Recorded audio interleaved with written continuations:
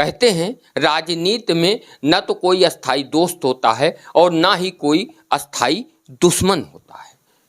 कुछ ऐसा ही देखने को मिल रहा है उत्तर प्रदेश में। उत्तर प्रदेश में लोकसभा चुनाव से पहले एक नया सियासी गठबंधन होता दिखाई दे रहा है। आपको बता दें कि समाजवादी पार्टी के प्रदेश अध्यक्ष नरेश उत्तम पटेल रघुराज प्रताप सिंह उर्फ राजा भैया से मिलने उनके आवास पर पहुंचे। ऐसी खबर निकलकर सामने आ रही है कि नरेश उत्तम पटेल ने राजा भैया से लोकसभा चुनाव मिलकर साथ लड़ने की बात की है। हालांकि अभी तक किसी भी पार्टी की तरफ से आधिकारिक पुष्टि नहीं हो पाई है, लेकिन राज्यसभा चुनाव को देखते हुए जिस तरह से समाजवादी पार्टी के राष्ट्रीय अध्यक्ष अखिलेश यादव से पल्लवी पटेल और स्वामी प्रसाद मौर्य नाराज चल रहे हैं, ऐसे में डैमेज कंट्रोल करने के लिए अखिलेश यादव को राजा भैया की मदद की आवश्यकता है। इसीलिए उन्होंने समाजवादी पार्टी के प्रदेश अध्यक्ष नरेश उत्तम पटेल को राजा भैया के पास भेजा था और नरेश उत्तम पटेल और राजा भैया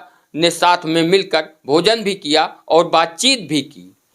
बातचीत के बाद राजा भैया नरेश उत्तम पटेल को छोड़ने के लिए बाहर गेट तक पहुंचे और उसकी फोटो भी सोशल मीडिया में वायरल हो रही है। तरह तरह के कयास लगाए जा रहे हैं क्योंकि उत्तर प्रदेश में हुए 2022 के विधानसभा चुनाव में जिस तरह समाजवादी पार्टी के राष्ट्रीय अध्यक्ष अखिलेश यादव ने विधायक रघुराज प्रताप सिंह उर्फ राजा भैया के खिलाफ टिप्पणी की थी और उंडा से समाजवादी पार्टी ने अपने प्रत्याशी को राजा भैया के खिलाफ उतारा था।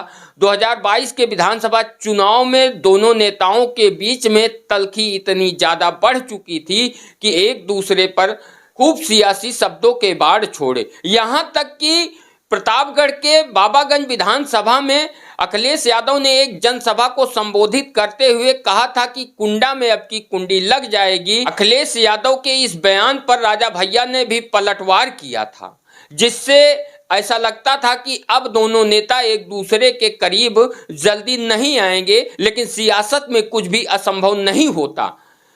आपको बता दें कि राजा भैया और समाजवादी पार्टी के संस्थापक मुलायम सिंह यादव से बेहद ही करीबी रिश्ते रहे हैं, क्योंकि 2002 में जब उत्तर प्रदेश की मुख्यमंत्री मायावती थी और राजा भैया के ऊपर पोटा लगा दिया था, तो उसके बाद मुलायम सिंह यादव ही एक ऐसे नेता थे जिन्होंने राजा भैया की मदद की थी और उन्हें जेल से बाहर निकाला था, उनके ऊपर से पोटा हटाया था, क्योंकि उस समय दोनों को एक दूसरे की जरूरत थी। जहां मुलायम सिंह यादव को उत्तर प्रदेश का मुख्यमंत्री बनना था, तो वहीं राजा भैया को जेल से बाहर निकलना था। मुलायम सिंह यादव उत्तर प्रदेश के मुख्यमंत्री बनते हैं और राजा भैया के ऊपर से पोटा हटाते हैं और उन्हें जेल से बाहर निकालकर सीधा अपने कैबिनेट में मंत्री बनाते हैं। मुलायम सिंह यादव और राजा भैया के बीच बहुत ही मधुर रिश्ते रहे हैं और लगभग 20 वर्ष तक राजा भैया और समाजवादी पार्टी का रिश्ता रहा है। 2012 में जब उत्तर प्रदेश में मुख्यमंत्री अखिलेश यादव बनते हैं और उसके बाद अखिलेश यादव और राजा भैया के बीच में दूरी बनने लगती है। 2017 में जब उत्तर प्रदेश में विधानसभा चुनाव होते हैं और समाजवादी पार्टी को हार का सामना करना पड़ता है और उत्तर प्रदेश में भारतीय जनता पार्टी अपनी सरकार बनाती है, उसके बाद राजा भैया 2018 में अपनी पार्टी जनसत्ता दल लोकतांत्रिक पार्टी का गठन करते हैं और अखिलेश यादव और राजा भैया के बीच की दूरी बढ़ जाती है। लेकिन एक बार फिर से लोकसभा चुनाव के पहले दोनों नेता करीब आते दिखाई दे रहे हैं।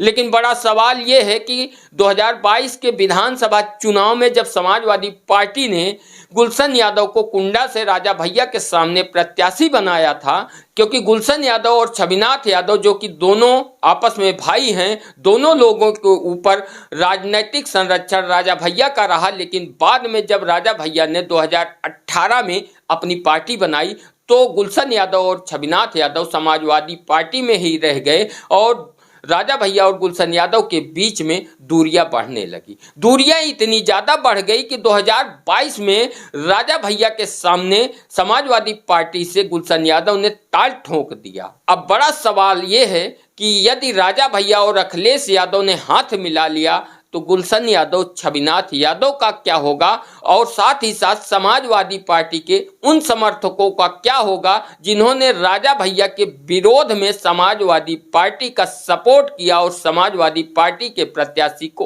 वोट दिया था।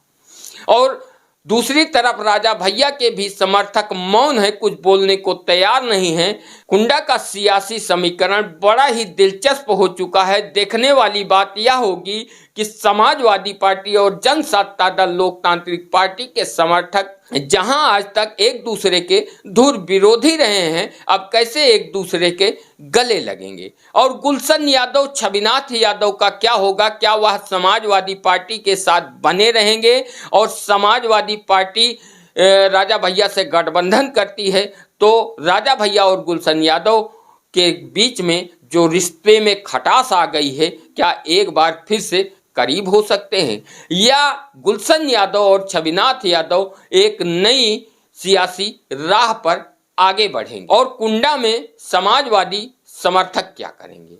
क्या किसी और पार्टी की तरफ रुख करेंगे या फिर समाजवादी पार्टी के मुखिया अखिलेश यादव के अनुसार उनके साथ रहेंगे और समर्पित कार्यकर्ता और वोटर बने रहेंगे? ये तो आने वाला वक्त तय करेगा। क्या समाजवादी पार्टी और राजा भैया मिलकर चुनाव लड़ेंगे या फिर राजा भैया और समाजवादी पार्टी के रास्ते अलग रहेंगे? इस पर आप लोग क्या राय रखते हैं, कृपया कमेंट करके जरूर बताएं और इस वीडियो को ज़्यादा से ज़्यादा शेयर करें। वीडियो पसंद आए तो हमारे YouTube चैनल कौशाम्बी टाइम्स को सब्सक्राइब करें और यदि आप इस वीडियो को फेसबुक पेज पर देख रहे हैं तो हमारे फेसबुक पेज कौशाम्बी टाइम्स को फॉलो करना न भूलें।